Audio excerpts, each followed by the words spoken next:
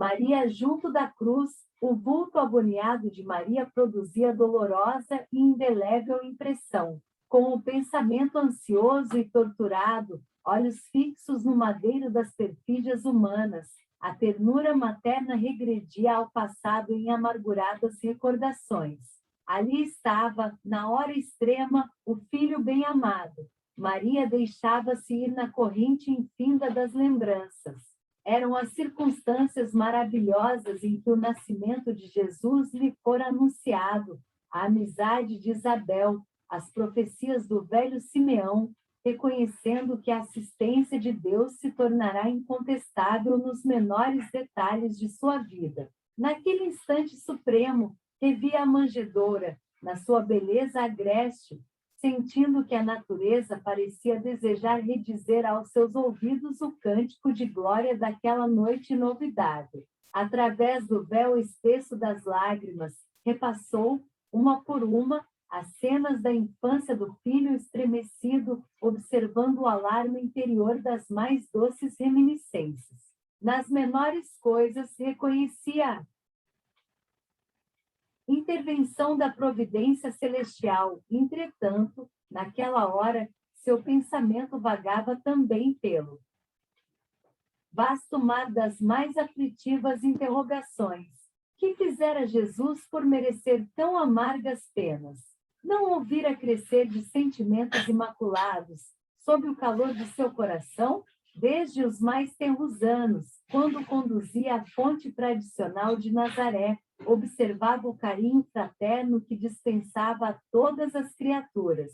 Frequentemente ia buscá-lo nas ruas empedradas, onde a sua palavra carinhosa consolava os transeuntes desamparados e tristes. Viandantes misérrimos vinham à sua casa modesta louvar o filhinho idolatrado, que sabia distribuir as bênçãos do céu, com que enlevo recebia os hóspedes inesperados que suas mãos minúsculas conduziam à carpintaria de José. Lembrava-se bem de que, um dia, a divina criança guiara à casa dois malfeitores publicamente reconhecidos como ladrões do Vale de Micha, e era de ver-se a amorosa solicitude com que seu vulto pequenino cuidava dos desconhecidos, como se fossem seus irmãos. Muitas vezes comentara a excelência daquela virtude santificada, receando pelo futuro de seu adorável filhinho, depois do caricioso ambiente doméstico, era a missão celestial dilatando-se em colheita de frutos maravilhosos. Eram paralíticos que retomavam os movimentos da vida, cegos que se reintegravam nos sagrados dons da vista, criaturas famintas de luz e de amor que se saciavam na sua lição de infinita bondade. Que profundos desígnios haviam conduzido seu filho adorado à cruz do suplício? Uma voz amiga lhe falava ao espírito, dizendo das determinações insondáveis e justas de Deus que precisam ser aceitas para a redenção divina das criaturas. Seu coração rebentava em tempestades de lágrimas irreprimíveis, contudo, no santuário da consciência, repetia a sua afirmação de sincera humildade: faça-se na escrava a vontade do Senhor.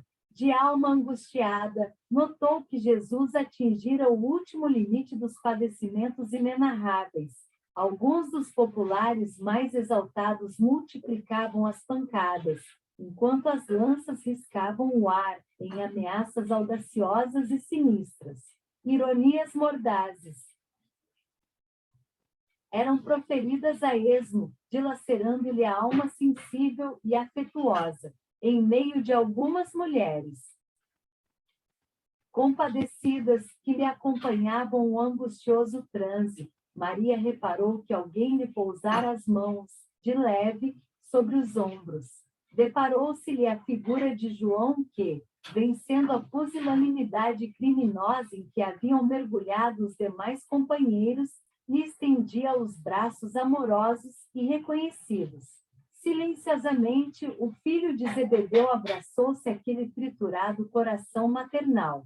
Maria deixou-se enlaçar pelo discípulo querido e ambos, ao pé do madeiro, em gesto súplice, buscaram ansiosamente a luz daqueles olhos misericordiosos no cúmulo dos tormentos. Foi aí que a fronte do divino supliciado se moveu vagarosamente, revelando perceber a ansiedade daquelas duas almas em extremo desalento. Meu amado filho, exclamou a mártir, em aflição diante da serenidade daquele olhar de melancolia intraduzível. O Cristo pareceu meditar no auge de suas dores, mas, como se quisesse demonstrar, no instante derradeiro, a grandeza de sua coragem. A sua perfeita comunhão com Deus, replicou com significativo movimento dos olhos vigilantes. Mãe, eis aí teu filho, e dirigindo-se de modo especial, com um leve aceno ao apóstolo, disse: Filho, eis aí tua mãe.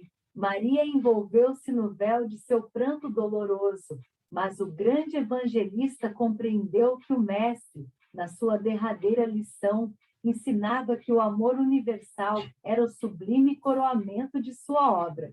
Entendeu que, no futuro, a claridade do reino de Deus revelaria aos homens a necessidade da cessação de todo egoísmo e que, no santuário de cada coração, deveria existir a mais abundante cota de amor, não só para o círculo familiar, senão também para todos os necessitados do mundo, e que no templo de cada habitação permaneceria a fraternidade real para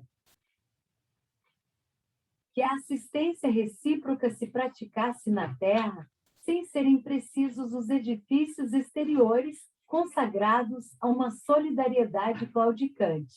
Por muito tempo, conservaram-se ainda ali, em preces silenciosas, até que o mestre, exânime, fosse arrancado à cruz, antes que a tempestade mergulhasse a paisagem castigada de Jerusalém num dilúvio de sombras. Asterisco após a separação dos discípulos, que se dispersaram por lugares diferentes para a difusão da Boa Nova, Maria retirou-se para Betânia, onde alguns parentes mais próximos a esperavam com especial carinho. Os anos começaram a rolar, silenciosos e tristes, para a angustiada saudade de seu coração. Tocada por grandes dissabores, observou que, em tempo rápido, as lembranças do filho amado se convertiam em elementos de ásperas discussões entre os seus seguidores. Na Bataneia, pretendia-se manter uma certa aristocracia espiritual, por efeito dos laços consanguíneos que ali aprendiam em virtude dos elos que a ligavam a José. Em Jerusalém, digladiavam-se os cristãos e os judeus com veemência e acrimônia. Na Galileia, os antigos cenáculos simples e amoráveis da natureza estavam tristes e desertos. Para aquela mãe amorosa, cuja alma digna observava que o vinho generoso de Caná se transformará no vinagre do martírio, o tempo assinalava sempre uma saudade maior no mundo e uma esperança cada vez mais elevada no céu. Sua vida era uma devoção incessante ao rosário imenso da saudade, às lembranças mais queridas. Tudo que o passado feliz edificara em seu mundo interior revivia na tela de suas lembranças, com minúcias somente conhecidas do amor, e lhe alimentavam a seiva da vida.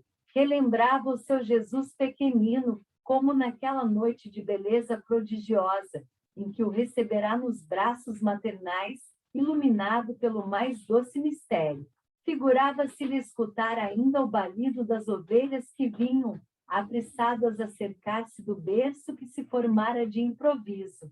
E aquele primeiro beijo, feito de carinho e de luz, as reminiscências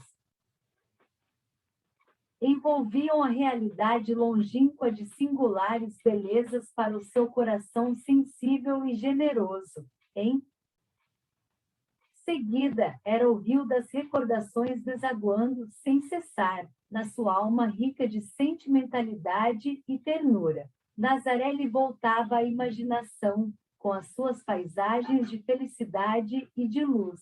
A casa singela, a fonte amiga, a sinceridade das afeições, o lado majestoso, e no meio de todos os detalhes, o Filho adorado, trabalhando e amando, no erguimento da mais elevada concepção de Deus entre os homens da terra. De vez em quando, parecia vê-lo em seus sonhos repletos de esperança. Jesus lhe prometia o júbilo encantador de sua presença e participava da carícia de suas recordações. A esse tempo, o filho de Zebedeu, tendo presentes as observações que o mestre lhe fizera da cruz, surgiu na bacanela, oferecendo àquele espírito saudoso de mãe o refúgio amoroso de sua proteção. Maria aceitou o oferecimento com satisfação imensa, e João lhe contou a sua nova vida. Instalara-se definitivamente em Éfeso, onde as ideias cristãs ganhavam terreno entre almas devotadas e sinceras. Nunca olvidara as recomendações do Senhor e, no íntimo, guardava aquele título de filiação como das mais altas expressões de amor universal para com aquela que receberá o Mestre nos braços veneráveis e carinhosos. Maria escutava-lhe as confidências, num misto de reconhecimento e de ventura. João continuava a expor-lhe os seus planos mais insignificantes. Levá-la-ia consigo, andariam ambos na mesma associação de interesses espirituais. Seria seu filho desvelado, enquanto receberia de sua alma generosa a ternura maternal nos trabalhos do Evangelho. Demorará-se a vir, explicava o filho de Zebedeu, porque lhe faltava uma choupana, onde se pudessem abrigar e, entretanto, um dos membros da família real de Adiabene, convertido ao amor do Cristo, lhe doara uma casinha pobre ao sul de Éfeso, distando 3 léguas aproximadamente da cidade. A habitação simples e pobre demorava num promontório, de onde se avistava o mar, no alto da pequena colina, distante dos homens e no altar imponente da natureza, se reuniriam ambos para cultivar. Lembrança permanente de Jesus, estabeleceriam um pouso e refúgio aos desamparados, ensinariam as verdades do Evangelho a todos os espíritos de boa vontade, e como mãe e filho, iniciariam uma nova era de amor na comunidade universal. Maria aceitou alegremente. Dentro de breve tempo, instalarão-se no seio amigo da natureza, em frente do oceano. Éfeso ficava pouco distante, porém, todas as adjacências se povoavam de novos núcleos de habitações alegres e modestas. A casa de João, ao cabo de algumas semanas, se transformou num ponto de assembleias adoráveis, onde as recordações do Messias eram cultuadas por espíritos humildes e sinceros. Maria externava as suas lembranças. Falava dele com maternal enternecimento, enquanto o apóstolo comentava as verdades evangélicas, apreciando os ensinos recebidos. Vezes inúmeras, a reunião somente terminava à noite. Alta, quando as estrelas tinham maior brilho, e não foi só. Decorridos alguns meses, grandes fileiras de necessitados acorriam ao sítio singelo e generoso. A notícia de que Maria descansava, agora, entre eles, espalhara um clarão de esperança por todos os sofredores. Ao passo que João pregava na cidade as verdades de Deus, ela atendia, no pobre santuário doméstico, aos que a procuravam exibindo-lhe suas úlceras e necessidades.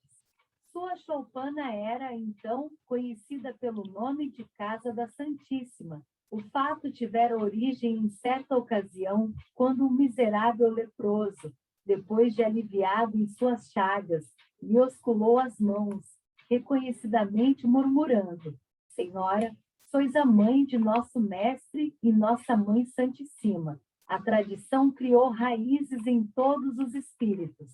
Quem não lhe devia o favor de uma palavra maternal nos momentos mais duros? E João consolidava o conceito, acentuando que o mundo lhe seria eternamente grato pois fora pela sua grandeza espiritual que o emissário de Deus pudera penetrar a atmosfera escura e pestilenta do mundo para balsamizar os sofrimentos da criatura. Na sua humildade sincera, Maria se esquivava às homenagens afetuosas dos discípulos de Jesus, mas aquela confiança filial com que lhe reclamavam a presença era para sua alma um brando e delicioso tesouro do coração. O título de maternidade fazia vibrar em seu espírito os cânticos mais doces. Diariamente acorriam os desamparados, suplicando a sua assistência espiritual. Eram velhos tropegos e desenganados do mundo, que lhe vinham ouvir as palavras confortadoras e afetuosas, em termos que invocavam a sua proteção. Mães infortunadas que pedem a bênção de seu carinho. Minha mãe dizia a um dos mais aflitos: como poderei vencer as minhas dificuldades? Sinto-me abandonado na estrada escura da vida. Maria lhe enviava o olhar amoroso da sua bondade, deixando nele transparecer toda a dedicação enternecida de seu espírito maternal. Isso também passa. Dizia ela carinhosamente: só o reino de Deus é bastante forte para nunca passar de nossas almas, como eterna realização do amor celestial.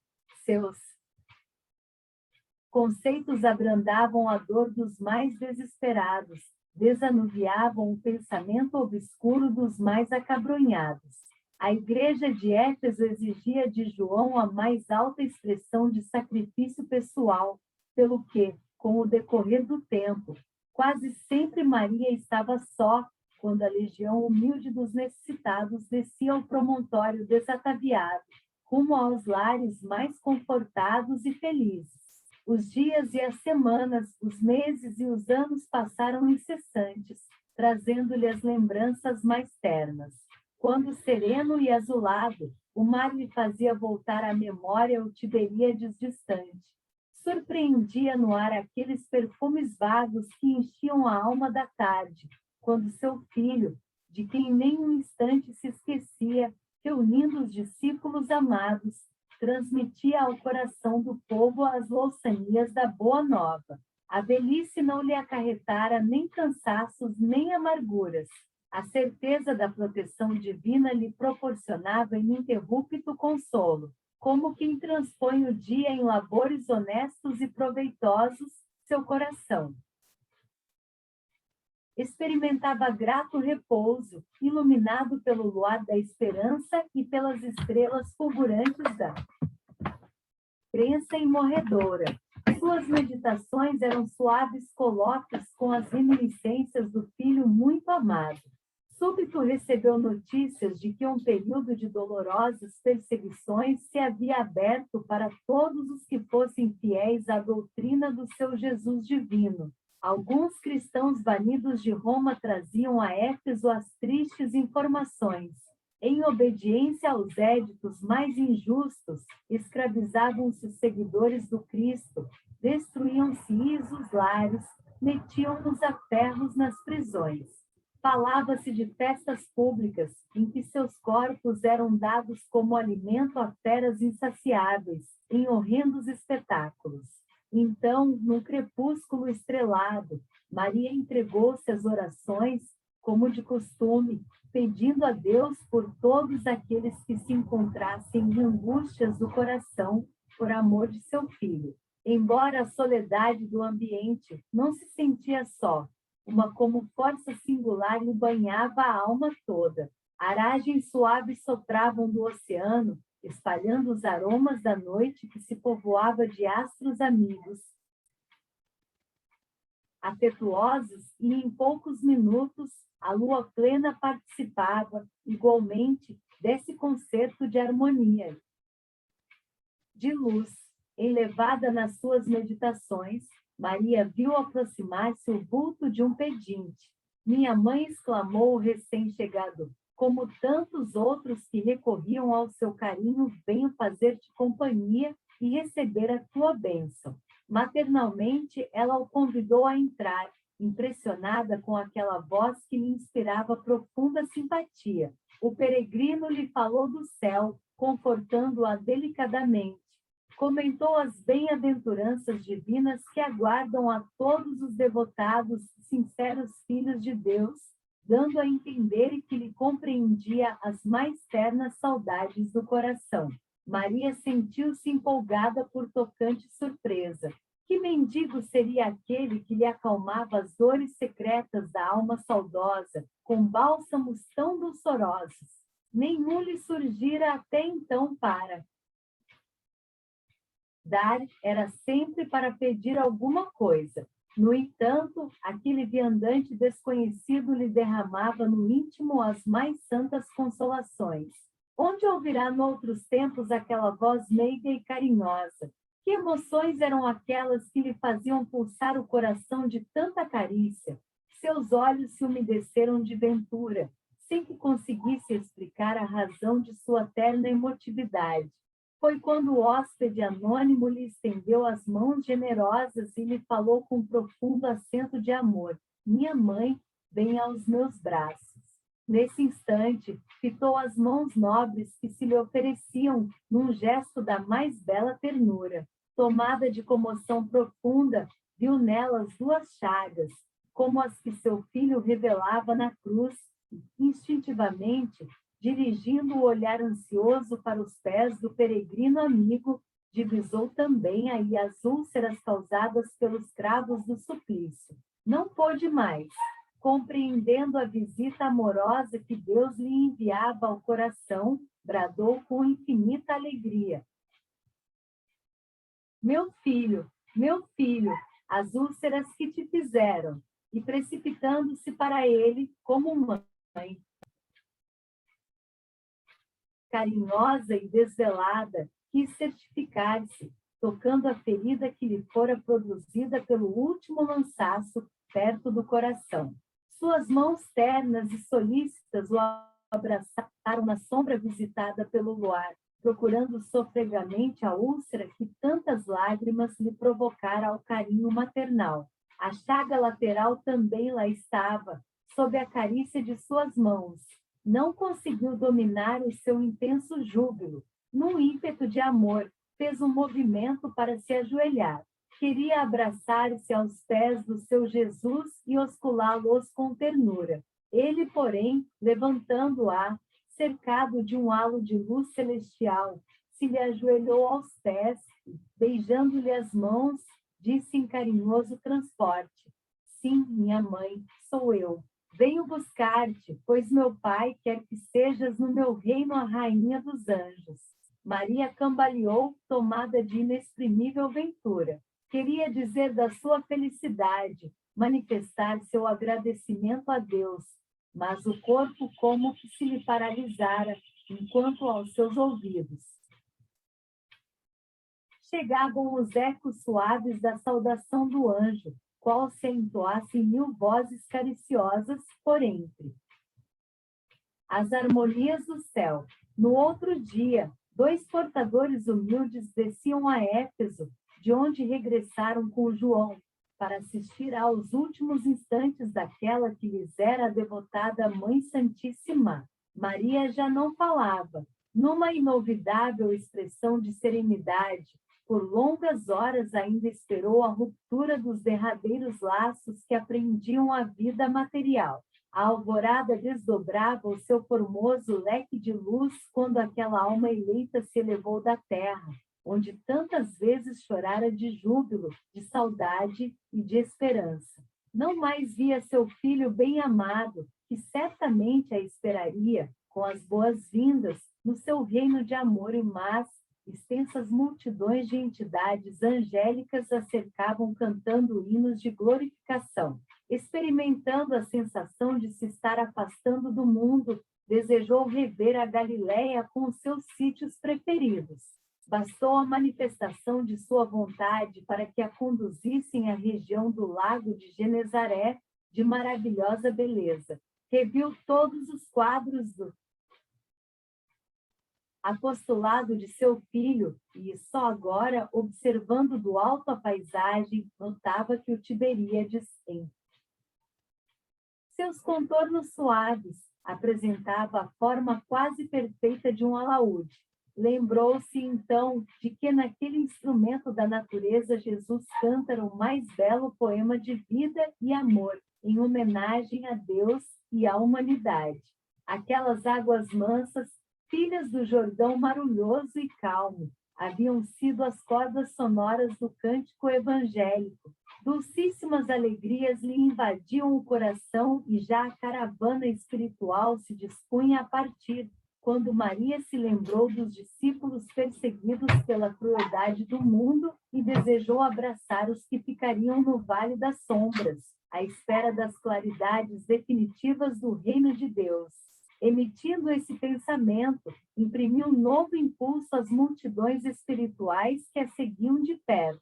Em poucos instantes, seu olhar divisava uma cidade soberba e maravilhosa, espalhada sobre colinas enfeitadas de carros e monumentos que lhe provocavam assombro. Os mármores mais ricos esplendiam nas magnificentes vias públicas, onde as liteiras patrícias passavam sem cessar, exibindo pedrarias e peles, sustentadas por misérrimos escravos, mas alguns momentos e seu olhar descobria outra multidão guardada a ferros em escuros calabouços. Penetrou os sombrios cárceres do Esquilino, onde centenas de rostos amargurados retratavam padecimentos atrozes. Os condenados experimentaram no coração um consolo desconhecido. Maria se aproximou de um a um, participou de suas angústias e orou com as suas preces, cheias de sofrimento e confiança. Sentiu-se mãe daquela assembleia de torturados pela injustiça do mundo. Espalhou a claridade misericordiosa de seu espírito entre aquelas fisionomias pálidas e tristes. Eram anciães que confiavam no Cristo, mulheres que por ele haviam desprezado o conforto do lar, jovens que depunham no evangelho do reino toda a sua esperança. Maria aliviou-lhes o coração e, antes de partir, sinceramente desejou deixar-lhes nos espíritos abatidos uma lembrança perene. Que possuía para lhes dar? Deveria suplicar a Deus para eles a liberdade, mas Jesus ensinara que com ele todo jugo é suave e todo fardo seria leve, parecendo-lhe melhor a escravidão com Deus do que a falsa liberdade nos desvãos do mundo. Recordou que seu filho deixará a força da oração como um poder incontrastável entre os discípulos amados. Então, rogou ao céu que lhe desse a possibilidade de deixar entre os cristãos oprimidos a força da alegria. Foi quando, aproximando-se de uma jovem encarcerada, de rosto descarnado e macilento, lhe disse ao ouvido: canta, minha filha, tenhamos bom ânimo, convertamos as nossas dores da terra em alegrias para o céu. A triste prisioneira nunca saberia compreender o porquê da emotividade que lhe fez vibrar subitamente o coração. De olhos estáticos, contemplando o firmamento luminoso através das grades poderosas, ignorando-a. Razão de sua alegria, cantou um hino de profundo e enternecido amor a Jesus, em que traduzia sua gratidão pelas dores que lhe eram enviadas, transformando todas as suas amarguras em consoladoras rimas de júbilo e esperança. Daí a instantes, seu canto melodioso era acompanhado pelas centenas de vozes dos que choravam no cárcere, aguardando o glorioso testemunho. Logo, a caravana majestosa conduziu ao reino do Mestre a bendita entre as mulheres, e desde esse dia, nos tormentos mais duros, os discípulos de Jesus têm cantado na terra, exprimindo seu bom ânimo e a sua alegria, guardando a suave herança de nossa Mãe Santíssima. Por essa razão, irmãos meus, quando ouvirdes o cântico nos templos das diversas famílias religiosas do cristianismo, não vos esqueçais de fazer no coração um brando silêncio, para que a rosa mística de Nazaré espalhe aí o seu perfume. torne-se um colaborador. O Centro Espírita Casa da Redenção Francisco Xavier é uma instituição sem fins lucrativos que atua em diferentes áreas sociais. Cita a Rua Aurélia de Carli Andreasa, 1210, no bairro Cidade Nova, em Caxias do Sul, RS, Brasil.